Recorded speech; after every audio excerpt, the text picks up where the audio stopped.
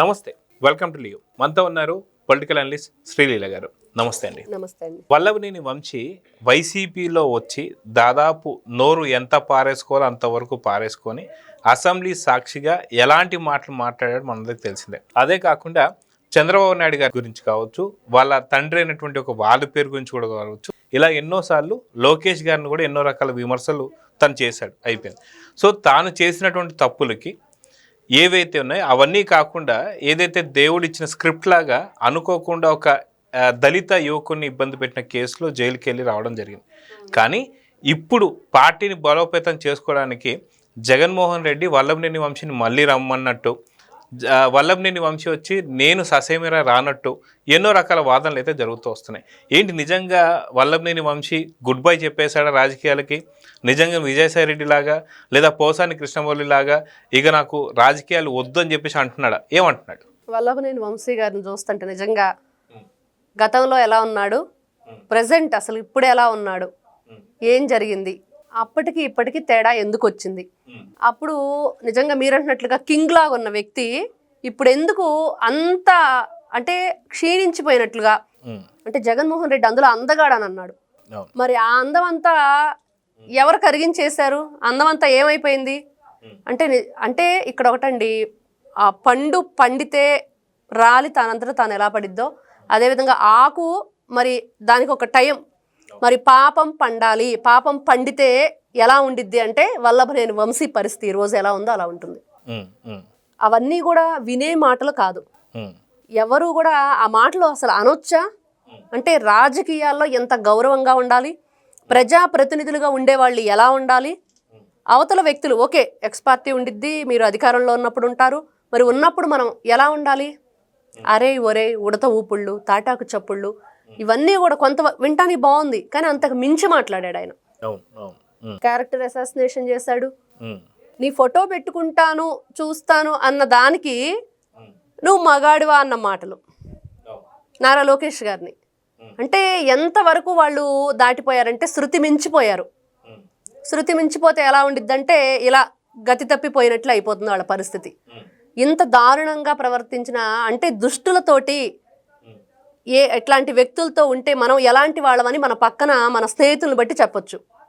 జగన్మోహన్ రెడ్డి ఎలాంటి వాడో ఆయనతో కలిసి ప్రయాణించిన వల్లభనేని వంశీ జీవితం ఏమైందో క్లియర్గా అర్థమవుతుంది.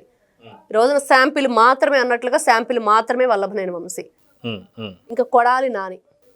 మరి ఆయన పరిస్థితి ఏంటి? మమ్మల్ని నలుగురులో ఎవరినైనా టచ్ చేసి చూడండి రా అన్నాడు. ఇప్పుడు పాపం ఆయన ఎవరినైనా టచ్ చేద్దామన్నా ఆయన ఎవరినెవరు టచ్ చేస్తారు కూడా అతను వచ్చే పరిస్థితి లేదు. ఆయన ఎవరిని టచ్ చేయలేడు, ఇప్పుడు ఆయన ఎవరు టచ్ చేయలేరు, ఎక్కడున్నాడో తెలియదు కాబట్టి. అంటే మొన్నటిదాకా బెల్ట్లు వేసుకొని గుడివాడలో అక్కడ అప్పుడప్పుడు కనిపించాడు, ఇప్పుడు ఆ బెల్ట్ వేసుకొని కనిపించడం కూడా ఎక్కడ కనిపించడం లేదు. ఇంకెక్కడండి? టచ్ చేశారు కదా వల్లభనేని వంశీని. వల్లభనేని వంశీని టచ్ చేసిన తర్వాత టచ్ చేస్తే కరెంట్ షాక్ అన్నట్లుగా వాళ్ళ ఫ్యూజులన్నీ ఎగిరిపోయినాయి, ఇంకా లేదు, పవర్ లేదు. కాబట్టి పాపం వల్లభనేని వంశీ అన్న మాటలే మళ్ళీ ఒక్కోసారి రిపీట్ అవుతాయి ఈ విధంగా. అంటే మనం ఫ్యూజులు అంటున్నాము, ఆయన వేరే విధంగా మాట్లాడాడు. దయచేసి అవి కాదు. ఎందుకంటే వీళ్ళు గతంలో ఒక గౌరవ సభని కౌరవ సభగా మార్చిన విధానం, మేము 151 మంది ఉన్నాము అంటే మీరు ఏమైపోతారు అని గౌరవ ముఖ్యమంత్రి హోదాలో ఉన్న జగన్మోహన్ రెడ్డి గారి మాటలు. నలుగురిని ఐదుగురినో లాగేసుకుంటే ఇంకా మీరెక్కడా అన్నారు. ఈరోజు వీళ్ళెక్కడా? ఎక్కడుంది వైఎస్ఆర్సీపీ పార్టీ? ఈ రోజున ఆ పార్టీ జెండా పట్టేవాడు కట్టేవాడు ఉన్నాడా?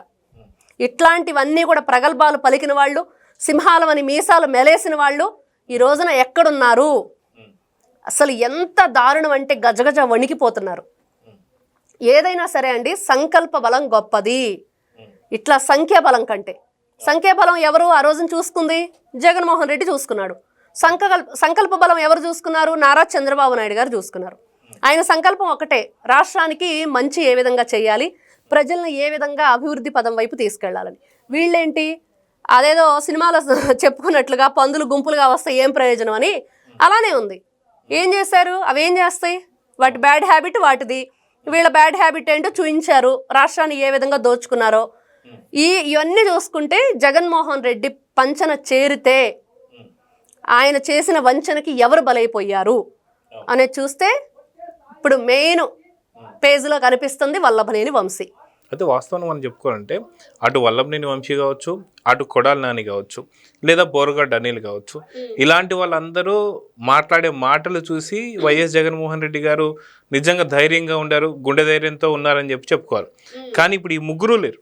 అటు వల్లభనేని వంశీ లేడు, కొడాలి నాని ఎక్కడున్నాడు కనిపించడం లేదు, బోరగడ్డ అనిల్ జైల్లో ఉన్నాడు. సో ఇవన్నీ చూసుకుంటే వాస్తవానికి ఏం జరుగుతుంది?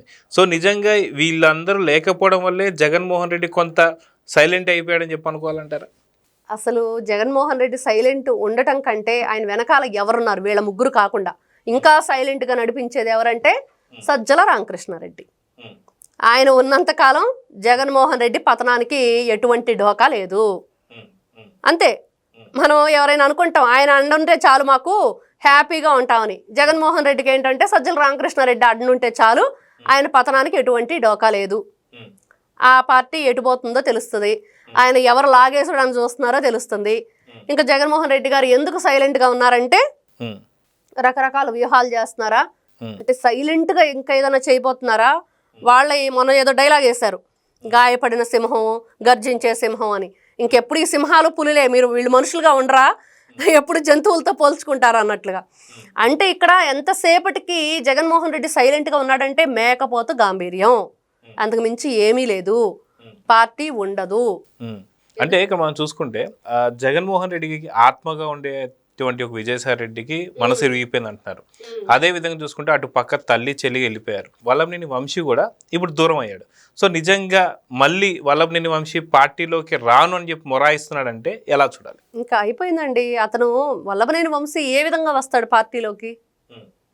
ఏం మిగిలింది ఇంకా? పాపం ఆయనకి ఏం మిగిల్చాడు జగన్మోహన్ రెడ్డి చెప్పండి? ఎక్కడా కూడా కనీసం అతన్ని అందగాడు చందగాడు అన్నాడు తప్పించి మరేంటి, ఎందుకు ఈ విధంగా మనం నాతో ఉన్న క్యాడర్ని నేను బలి చేస్తున్నాను అనేది ఆలోచించట్లేదు. ఎంతసేపటికి ఏ విధంగా దోచుకుందాం, ఎలా దాచుకుందాం అనే ఇదిగానే ఉన్నాడు తప్పించి జగన్మోహన్ రెడ్డికి క్యాడర్ మీద కానీ వాళ్ళని ఎంతసేపటికి హింసించి భయపెట్టో ప్రలోభపెట్టో చేద్దాం అనుకుంటున్నాడు తప్పించి వాళ్ళ నుంచి మంచి విషయాలు తీసుకుందాం, అందరం కలిసి మాట్లాడుకుందాం అనేది జగన్మోహన్ రెడ్డికి లేదు. కాబట్టి ఉన్నవాళ్ళు ఇప్పుడు అవంతి శ్రీనివాస లాంటి వాళ్ళు వెళ్ళేటప్పుడు ఏం చెప్పారు, మరి రాజశేఖర్ లాంటి వాళ్ళు నిన్న టీడీపీలోకి వచ్చి ఏం చెప్పారు, మరి ఈ రోజున ఆయన చెంతకు మళ్ళీ వెళ్ళాలంటే వల్లభనేని వంశీ లాంటి వాళ్ళకి ఏం హోప్ ఉంటుంది?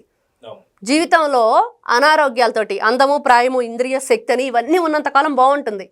కానీ వన్స్ నువ్వు చేసిన తప్పులకి కర్మ రిటర్న్ అయ్యి నిన్ను ఇబ్బంది పెట్టినప్పుడు ఏంటి అంటే ఎవరు కూడా దానికి సమాధానం చెప్పలేరు. కాలమే నిర్ణయిస్తుంది అంటే ఇవే, ఇలాంటివే జగన్మోహన్ రెడ్డి గారు కూడా అతి త్వరలో కాలమే నిర్ణయిస్తుంది. ఖచ్చితంగా ఆ కాలం ఏదైతే నిర్ణయిస్తుందో దానికి ఎవ్వరూ కూడా తప్పించలేనిది. జగన్మోహన్ రెడ్డి గారు ఈ రోజు ఏదో రకరకాలుగా విషప్రచారాలు చేస్తున్నాను, లేకపోతే ఈ రోజున సంబరపడిపోయి ఏదో తాత్కాలికంగా మాత్రమే ఆయన చేయగలుగుతున్నాడు. 11 మంది ఉన్నారు, వాళ్ళని వెళ్ళనివ్వట్లేదు. ఆయనతో పాటుగా 9 మందిని, పెద్దిరెడ్డి రామచంద్రారెడ్డి 10వ ఎమ్మెల్యే, ఆయన వెళ్ళమన్నాడు, కాసేపు వద్దన్నాడు. కాబట్టి ఈ రోజున వల్లభనేని వంశీ మీరంటున్నట్లుగా నిజంగా మళ్ళీ వస్తాడా, ఎందుకు రావట్లేదంటే మళ్ళీ అయితే రాడు. రాకపోవటానికి కారణాలు అయితే ఇవి. సో చూద్దాం. ఖచ్చితంగా ఏదైతే వల్లభనేని వంశీ కావచ్చు, కొడాలి నాని కావచ్చు, ఇద్దరు నానీలు కూడా కనబడటం లేదు అనేది అర్థమవుతుంది. అదిగాక వైసీపీలోకి మళ్ళీ వల్లభనేని వంశీ రావాలి అన్నా సరే తప్పించుకొని తిరుగుతున్నాడు. సో చూద్దాం జరగబోతుందో. నమస్తే. నమస్తే. Please subscribe to Leo news for more videos.